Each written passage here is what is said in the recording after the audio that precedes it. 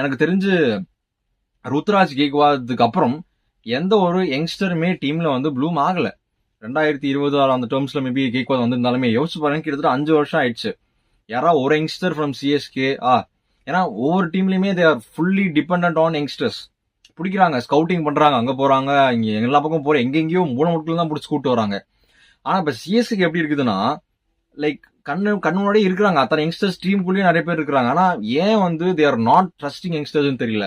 நீங்க okay experience தான் test பண்ணுவீங்க, அவங்க மேலதான் போவீங்கன்னா தாராளமா போங்க, பிரச்சனையே இல்ல. ஆனா give them a chance, at least give them a chance. ஒரு ஒரு ஒரு 8 பேர் வச்சுக்கோங்கப்பா எக்ஸ்பீரியன்ஸ் பிளேயர்ஸ், ஒரு 3 பேர் 4 யங்ஸ்டர்ஸ் சான்ஸ் கொடுங்களேன். அட்லீஸ்ட் அவங்களுக்கு ஒரு வாய்ப்பாவது கொடுங்க, அவங்க டெஸ்ட் பண்ணி ட்ரை பண்ணி ஏதாவது ஒர்க் ஆகுதா ஒர்க் ஆகல. ஏன் திரும்ப திரும்ப வந்து இதே தப்ப பண்றாங்கன்னு தெரியல.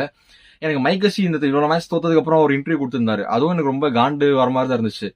அதாவது நாங்க சிஎஸ்கே திருப்பியும் வந்து எக்ஸ்பீரியன்ஸ்